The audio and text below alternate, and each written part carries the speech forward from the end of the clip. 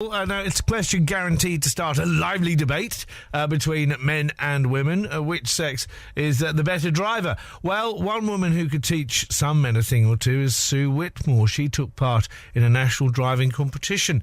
It's exciting stuff. Listen up, guys. I had a chat with her a little bit earlier on and asked her where she first learned about the competition. We like to watch car programmes, and on Channel 5's Fifth Gear, the presenters advertise a car competition. Mm-hmm.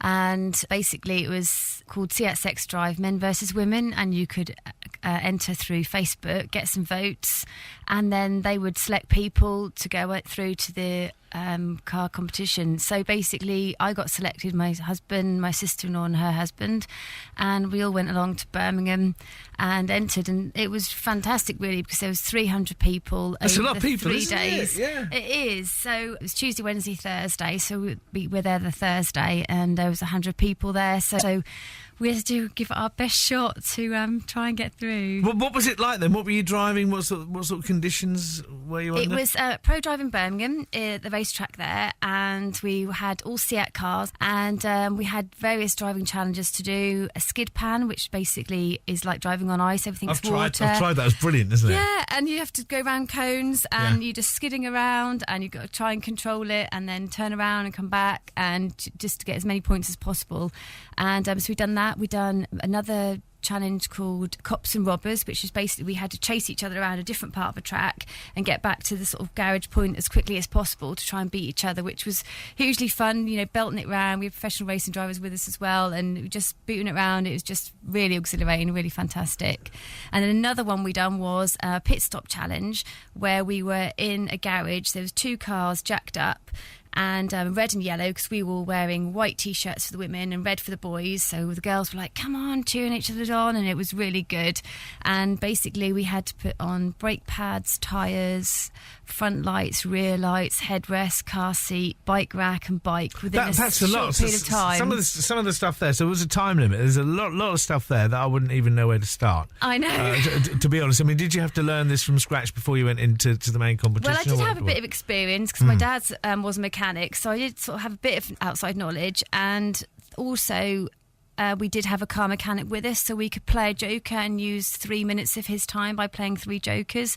So we were like, come on, Simon. They both called Simon, the engineers, and come on, and we need you now. And then they have said, no, time up, and we have to carry on ourselves. So so it was basically the best time limit during that. And throughout the day, it was, you know, your confidence, your enthusiasm, you know, your driving ability, all the aspects went into it by the end of the day, and it was just a fantastic day out, and we just all got on really well, and we just had a fantastic driving days. It was really good. What about the men? How did they feel about their prowess, their reputations being sort of held up to the light and challenged? Well, it was like, go girls, we're going to win, and we were just like, boys, you know you're not going to win, we're going to do best. And it was just all that banter all day, so it was really good. So what's next for you then? What's next in line? Well, by the end of the day, I then got chosen to go through to one of the finalists. So we had 4 men and 4 women that day, and also from the other 2 previous days they had 12 men and 12 women. I then got a telephone call to say I got selected through as one of the finalists. So out of 4 men and 4 women, so out of 300 people, they had 8 finalists.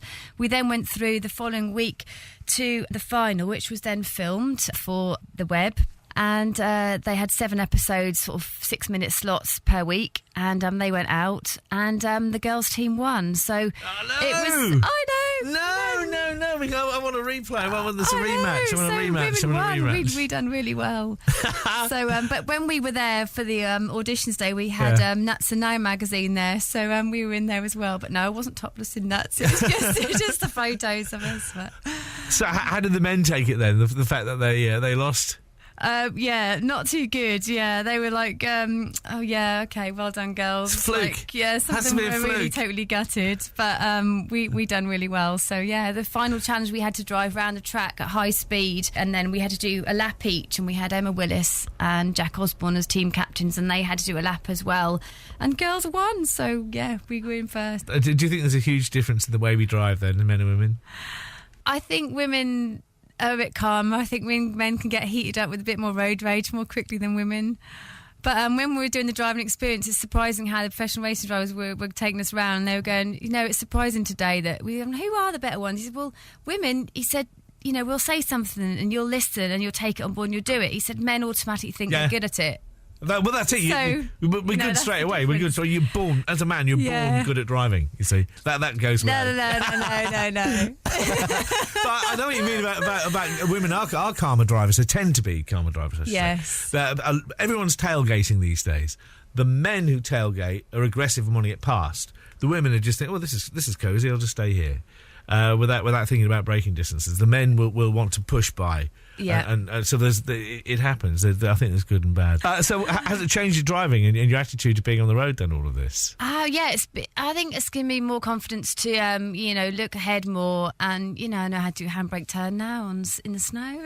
So that'd be handy, won't it? That'd be handy. Yeah. So after all this, what are you aiming for? Is there, this competition to one side and the experience you've had to one side? Is there something else you're going to be going for in the future? Well, obviously, I've still got some more driving to do because the prize of the final that we won, us team of 4 girls are going to drive in the 2-hour endurance race at the end of March, the Brit Car endurance race. Right. So that's really exciting. And we had a weekend before last at Silverstone where we passed our National B racing licence. So go Get us. you, hello. Yeah.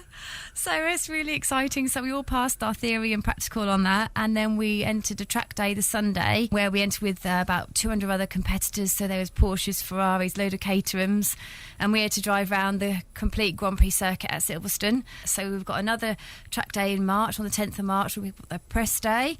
And then on the 26th of March, we've got the endurance race where it will be hugely exciting and we'll have lots of cars passing us and hopefully we'll be overtaking as well. And it's really exciting. I mean, we've obviously had professional racing drivers teach us one-to-one. We had Rob Baft, who's a GT championship driver, and he was training us. And, it's just superb, learning to take the corners, the apex and how to accelerate in and out. And, it's just fantastic. Sue Whitmore there talking to me a little bit earlier on. Good luck to her. Not sure about all these handbrake turns. It's just reckless. Girl races, that's the trouble with the world today. Girls Aloud now at BBC Radio Norfolk. This is Call the Shots.